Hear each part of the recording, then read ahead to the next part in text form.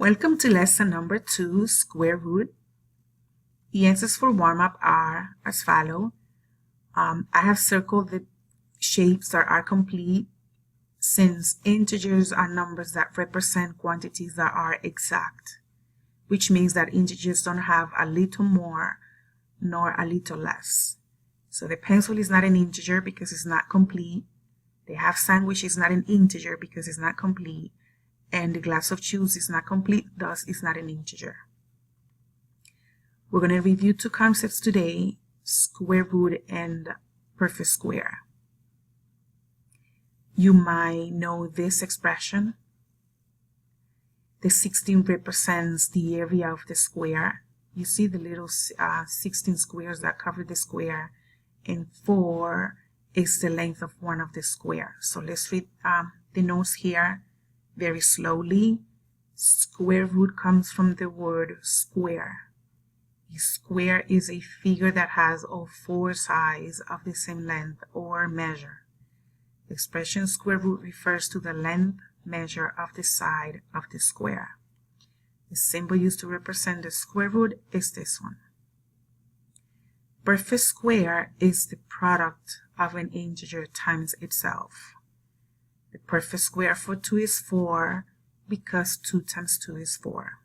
The perfect square of 5 is 25 because 5 times 5 is 25, and so on. Square root and perfect squares are inverse operations. This is how we write the perfect square. The little 2 means square because square is two-dimensional, length and width. The 4 means the length of the side of the square. Therefore, the question is, what is the perfect square of a square side 4? We multiply 4 times 4 and we get 16. Okay, so let's play a little. Let's take a look at this shape right here and answer the questions. Perfect square. How many little squares cover the big square? 25. Square root. What is the length of one of the side of the square? 5. What is the numerical expression that represents the situation? Is this one over here, and it's read square root of 25 is 5. Now this table is going to make us practice. Length of the side of the square, 1.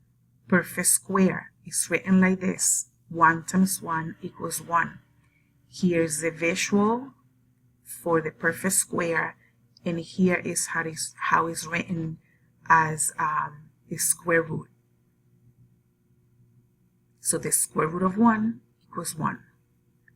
If the length of the side is 2, the perfect square is written 2 with the little 2 up top. 2 times 2 is 4. Here's the visual for the perfect square, and the square root of 4 equals 2. So now I want you to practice more with all of them. Do not rush. And finally, you will explain in your own words what you learned today in class, and you're going to end up taking an assessment on Edulastic.